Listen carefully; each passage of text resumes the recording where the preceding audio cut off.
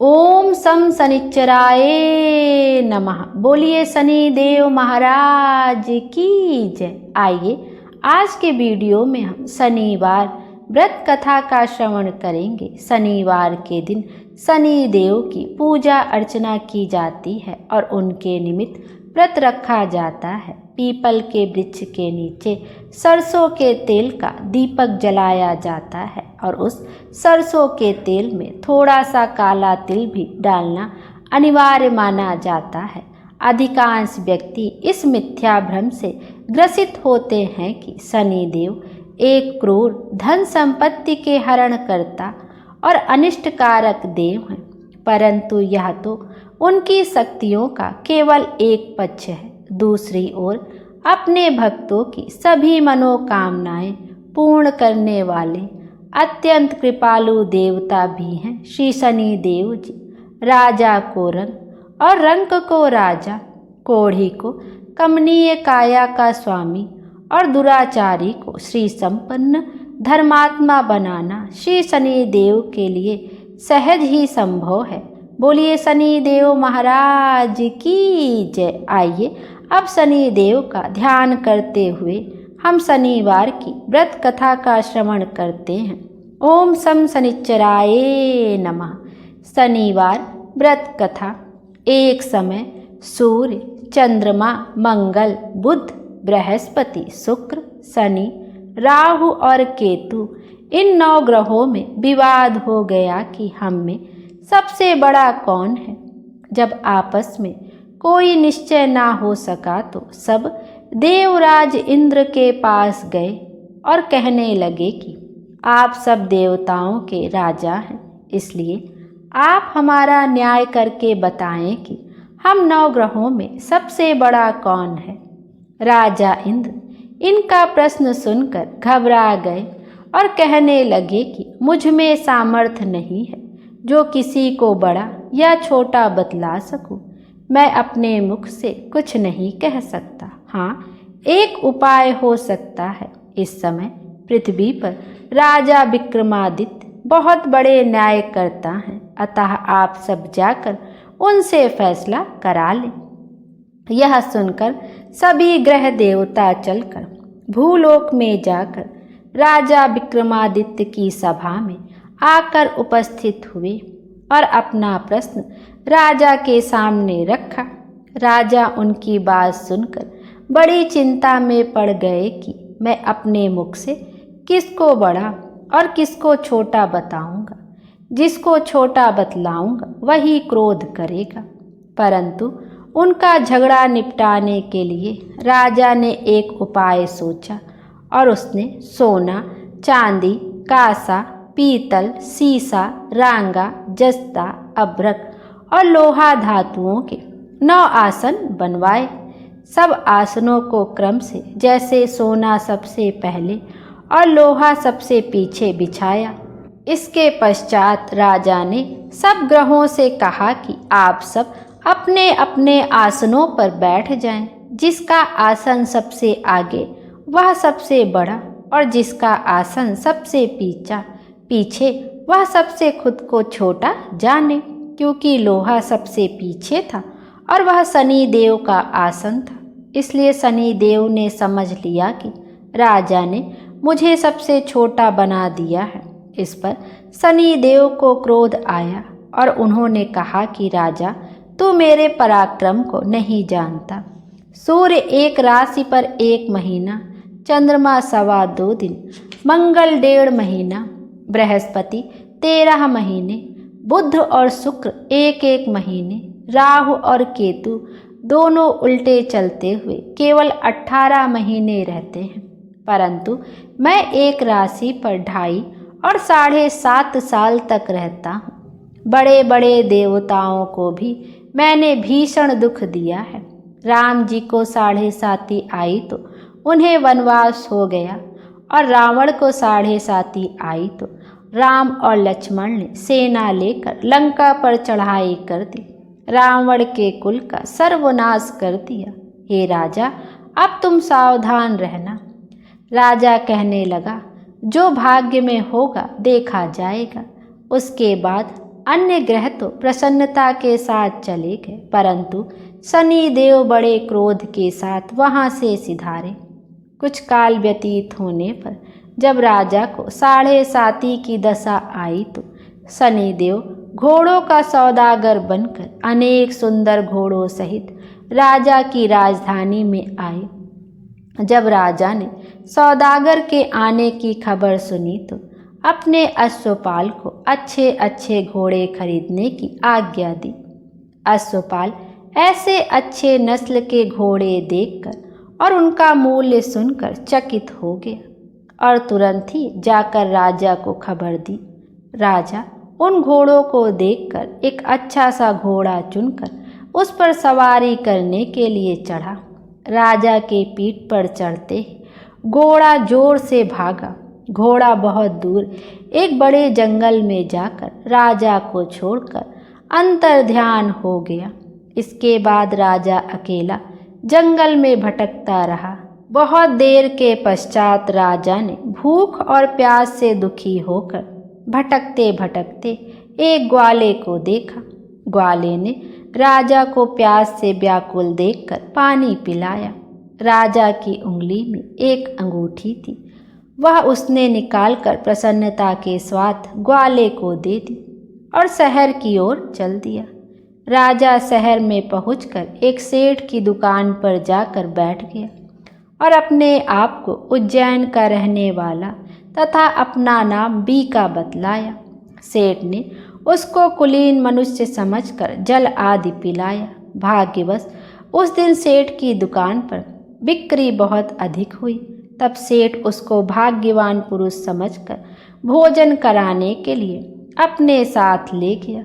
भोजन करते समय राजा ने एक आश्चर्य की बात देखी कि खूंटी पर हार लटक रहा है और वह खूंटी उस हार को निगल रही है। सेठ को कमरे में हार न मिला तो सबने यही निश्चय किया कि सिवाय बीका के और कोई इस कमरे में नहीं आया, अतः अवश्य ही उसी ने हार चोरी किया है।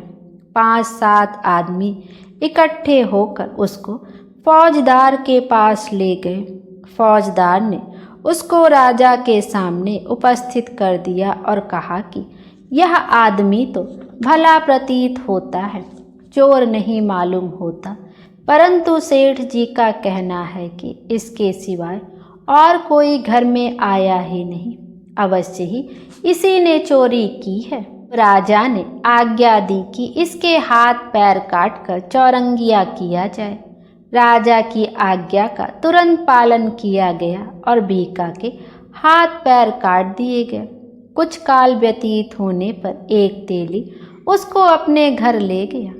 बीका कोल्हू पर बैठा हुआ अपनी जुबान से बैल हाँकता रहा।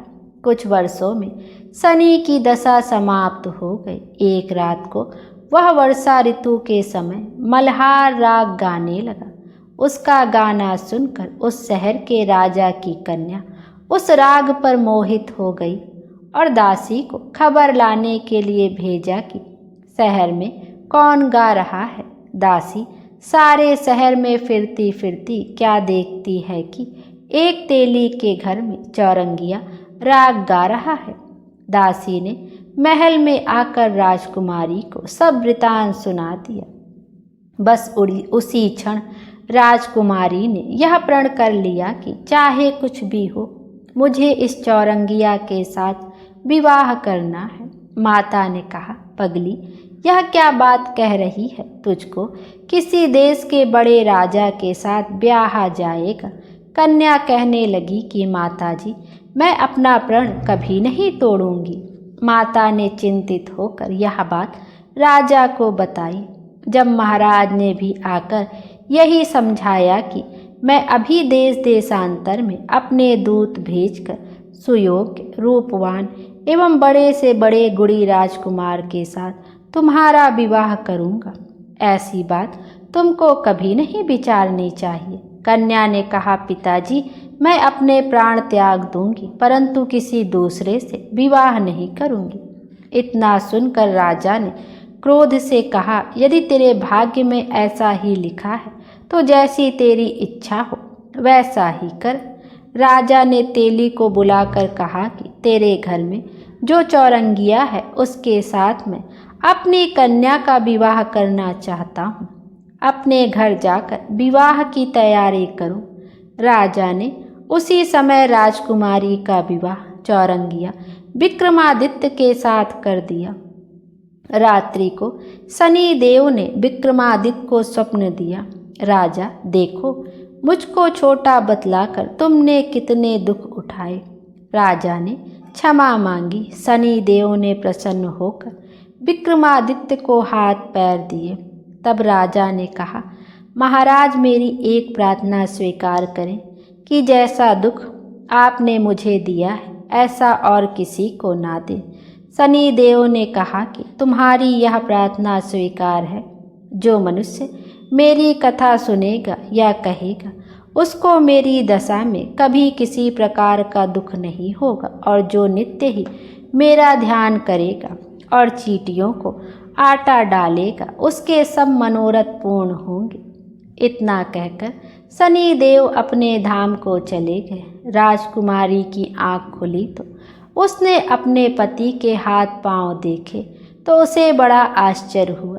राजा ने अपना समस्त हाल कहा कि मैं उज्जैन का राजा विक्रमादित्य हूँ। यह बात सुनकर राजकुमारी अत्यंत प्रसन्न हुई। प्रातःकाल राजकुमारी से उसकी सखियों ने पूछा तो उसने अपने पति का समस्त वृतांत कह सुनाया। सब ने बहुत प्रसन्नता प्रकट की और कहा कि ईश्वर ने आपकी मनोकामना पूर्ण कर दी। जब उस सेठ ने यह सुना तो वह सेठ विक्रमादित्य के पास आया और उनके पैरों में गिरकर क्षमा मांगने लगा कि आप पर मैंने चोरी का दोष लगाया, अतः आप मुझको जो चाहें दंड दें। राजा ने कहा, मुझ पर शनि देव का प्रकोप था, इसी कारण यह सब दुख मुझको प्राप्त हुआ। इसमें तुम्हारा कोई दोष नहीं। तुम अपने घर जाकर अपना कार्य करो। सेठ बोला कि मुझे तभी शांति होगी जब आप मेरे घर चलकर प्रीतिपूर्वक भोजन करेंगे।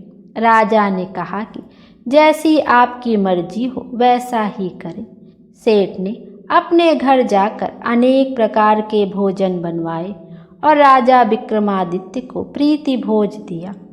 जिस समय वे भोजन कर रहे थे एक अत्यंत आश्चर्य की बात सबको दिखाई दी। जो खूंटी पहले हार निगल गई थी वह अब हार उगल रही थी। जब भोजन समाप्त हो गया तो सेठ ने हाथ जोड़कर बहुत सी मोहरें राजा को भेंट की और कहा कि मेरे श्री कंवरी नामक एक कन्या है, उसका पाणी ग्रहण आप करें। इसके बाद सेठ ने अपनी कन्या का विवाह राजा के साथ कर दिया और बहुत सा दान दहेज आदि दिया। कुछ दिनों तक वहां निवास करने के पश्चात विक्रमादित्य ने शहर के राजा से कहा कि अब मेरी उज्जैन जाने की इच्छा है। राजा और सेठ से विदा लेकर राजकुमारी मनभावनी, सेठ की कन्या श्री कंवरी तथा दोनों जगह के दहेज में प्राप्त अनेक दास दासी और पालकियों सहित विक्रमादित्य उज्जैन की तरफ चले। जब शहर के निकट पहुँचे और पुरवासियों ने राजा के आने का संवाद सुना तो समस्त उज्जैन की प्रजा अगवानी के लिए आई। बड़ी प्रसन्नता से राजा अपने महल में पधारे। सारे शहर में बड़ा भारी महोत्सव मनाया गया और रात्रि को दीपमाला की गई। दूसरे दिन राजा ने शहर में यह सूचना कराई कि शनिचर देवता सब ग्रहों में सर्वोपरि हैं। मैंने इनको छोटा बतलाया, इसी से मुझको यह दुख प्राप्त हुआ। सारे शहर में प्रत्येक शनिवार को शनि देव की पूजा और कथा होने लगी और प्रजा अनेक प्रकार के सुख भोगती रही। जो कोई शनिचर की कथा को पढ़ता अथवा सुनता है, शनि देव की कृपा से उसके सब दुख दूर हो जाते हैं। बोलिए शनि देव महाराज की जय। आइए अब शनि देव की आरती का भी श्रवण करते हैं। जय श्री शनि देवा स्वामी, जय श्री शनि देवा, कष्ट न वे नर पाते, जो करते सेवा। ओम जय श्री शनि देवा। सूर्य के वाहन छाया के पूता, तुमसे विमुख जगत नहीं सुख पाता। जय श्री शनि देवा। स्वामी जय श्री शनि देवा। जय दुख भंजन जय जय रविनंदन, सेवा करे जो तुम्हारी जग से तर जाता। जय श्री शनि देवा। रावण दुष्ट महाबल सब जग है त्रासा, पड़ी दृष्टि तुम्हारी हुआ कुल नासा। जय श्री शनि देवा। तेज अपार तुम्हारा अतुलित बलकारी, सब देवन के देव सुनिए विनय हमारी। जय श्री शनि देवा। स्वामी जय श्री शनि देवा। बोलिए शनि देव महाराज की जय। आइए अब गणेश जी की व्रत कथा का भी श्रवण करते हैं। विनायक स्वरूप गणेश जी की कथा। किसी नगर में अपने पुत्र और पुत्रवधू के साथ एक नेत्रहीन बुढ़िया रहती थी। वह श्रद्धापूर्वक विधि विधान से नित्य ही गणेश जी की पूजा आराधना किया करती थी। एक दिन प्रसन्न हो गणेश जी प्रकट हुए और बोले, बुढ़िया माँ, तू जो चाहे सो मांग ले। बुढ़िया बोली, कैसे और क्या मांगूं? मुझे तो मांगना आता ही नहीं है। तब गणेश जी बोले, अपने बेटे बहू से पूछ कर मांग लेना, मैं कल फिर आऊँगा। बुढ़िया ने बेटे से पूछा तो बेटा बोला कि धन मांग लो। बहू बोली कि पोता मांग लो। तब बुढ़िया ने सोचा कि ये दोनों तो अपने अपने मतलब की बात कह रहे हैं। अतः बुढ़िया ने पड़ोसिनों से पूछा। पड़ोसिनों ने कहा, बुढ़िया तू थोड़े ही दिन जिएगी, क्यों तू धन मांगे और क्यों पोता मांगे? तू तो आंखें मांग ले, जिससे तेरा बाकी जीवन आराम से कट जाए। लेकिन बुढ़िया ने पड़ोसिनों की बात नहीं मानी। उसने सोचा कि जिसमें बहू बेटा राजी हो वह मांग लूँ और अपने मतलब की चीज़ भी मांग लूँ। अगले दिन गणेश जी आए और बोले, बुढ़िया माँ, जो चाहे सो मांग ले। बुढ़िया बोली, यदि आप प्रसन्न हैं तो मुझे 9 करोड़ की माया दे, निरोगी काया दे, आँखों की रोशनी दे, पोता दे, सब परिवार को सुख दे और अंत में मोक्ष दे। गणेश जी बोले, बुढ़िया माँ, तूने तो हमें ठग लिया, किंतु तेरा वर तुझे मिलेगा। तथास्तु। इतना कहकर गणेश जी अंतर ध्यान हो गए। बुढ़िया को वर के अनुसार सब कुछ मिल गया। हे सिद्धि विनायक गणेश जी, जैसा आपने उस बुढ़िया को सब कुछ दिया, वैसा ही हमें भी देने की कृपा करना। बोलो गणपति महाराज की जय। गणपति देव की जय।